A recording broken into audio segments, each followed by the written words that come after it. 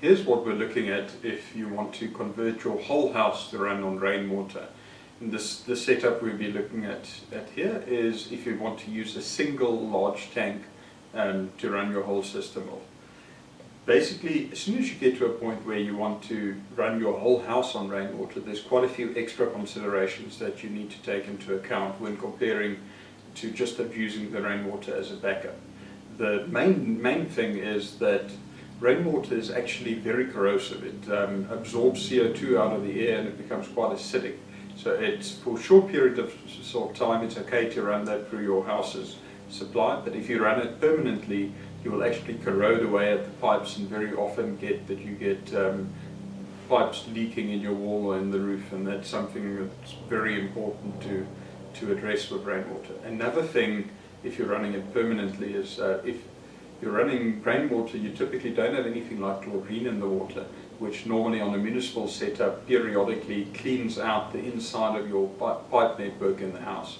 So you would need to add chlorine every now and then to just flush out any bacteria that's actually sitting after the filter system but in your house's distribution network. So let's start from the beginning.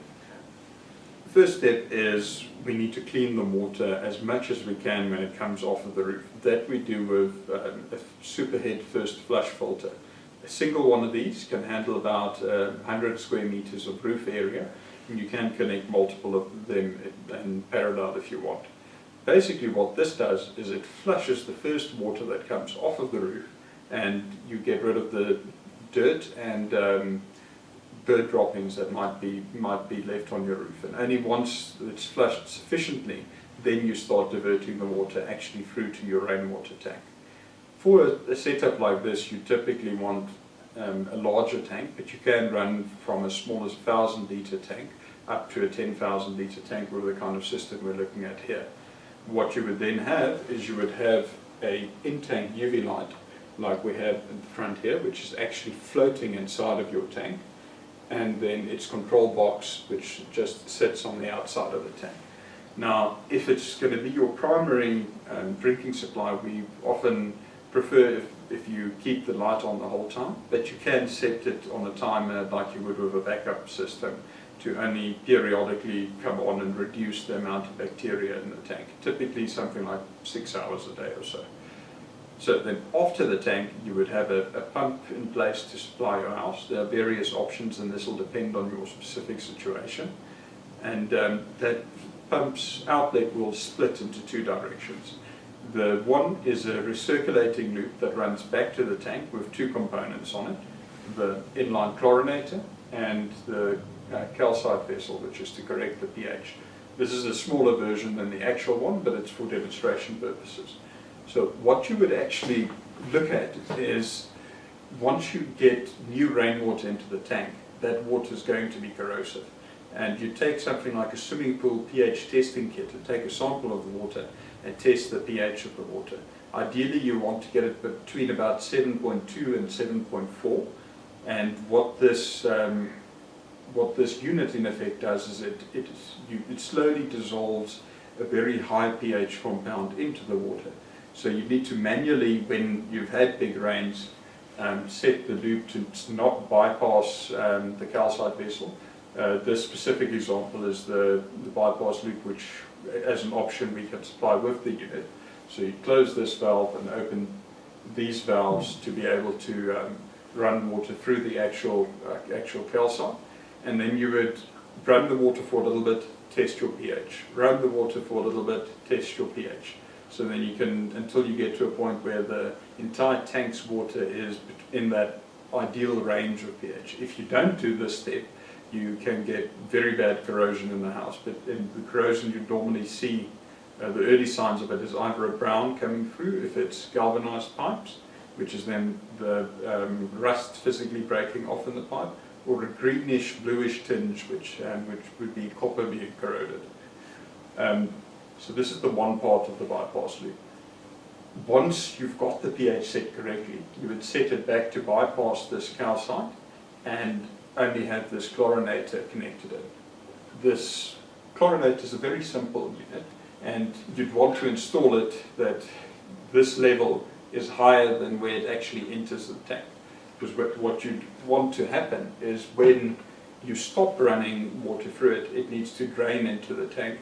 Because if there's water constantly in the unit, you'll actually dissolve a lot of chlorine in there from the cartridge, and it'll run through the cartridges quite quickly. In a typical setup, you use something like a garden timer on that line, and just once a week let it dose a little bit of chlorine into the tank. It doesn't have to be a lot. It can be about 0.3 parts per million at the outlet side of the tank, just to make sure anywhere where the UV light doesn't get you, that you kill that little bit of bacteria. And then once a month, on the big blue filters, you'd want to remove the KDF or carbon and manually run some water through the chlorinator to get it to a point where you have about 0.3 to 0.5 parts per million chlorine actually at the taps in the house. And this will just sterilize your whole distribution system for the property. In most cases, it's not a very high risk, but it is a very good idea to do this, as if you get the wrong kind of bacteria sitting in the pipes, it can result in people getting sick. And that's basically the recirculation loop part. Now the other side where the pump exits, you'd be running to the house, and we'd normally strongly recommend putting something like a washable disc filter in first. This is a very fine filter. It filters to 20 micron, but it's completely washable, so there's no running cost to it. And the big reason why we recommend this is, even with a good first flush filter, you always get a lot of fine dust coming through from the roof, and that quickly clogs up your filters. These big blue filters with the rainwater filter set is limited to about 1,200 litres an hour. A typical shower would run at about 700 litres an hour, so a single unit can run about 2 showers. So if you're in a situation where you often will have 3 or more showers running in the house, we'd recommend doubling this component and putting 2 in parallel, or going for a single larger unit instead of what we have shown here. But basically what's inside is your first filter is a 1 micron sediment filter. This is has a high carrying capacity, and it's a relatively cheap filter, and the main reason why we use that is to filter as fine as we possibly can with a low-cost filter to protect the next one. The next one is a 0.1 micron filter, which is our physical barrier for bacteria, but it's quite an expensive filter and it doesn't have a lot of carrying capacity, so we really try to protect that as much as possible. And this is also the component that limits the flow to 1,200 litres an hour. After that, we'd run to a carbon or a KDF filter. We strongly recommend the KDF, because what the KDF does is it basically prevents bacteria from actually growing inside of the carbon, and that dramatically extends the lifespan of the cartridge. Typically, the problem of a carbon filter on a rainwater setup is if you get a little bit of bacteria through, there's always organic matter in rainwater, so there's always lots of food for bacteria to grow. So you find that the carbon filter very quickly starts getting a growth of bacteria inside of it, and then you end up getting worse water in the house than you actually have in your tank. So that's why we strongly recommend going for the KDF. Now, if it's a backup system for drinking, this is normally where we stop. But if it's a permanent use system, we normally add a final barrier for bacteria, which would be this stainless steel UV light here with its control box. And the reason for that is just if there's some bacteria that does get through, because no system is ever a perfect system, that you have a final barrier to stop that. And in addition, if the KDF gets depleted and you start getting bacteria growth in that filter, that you at least have something after that to take care of the bacteria again.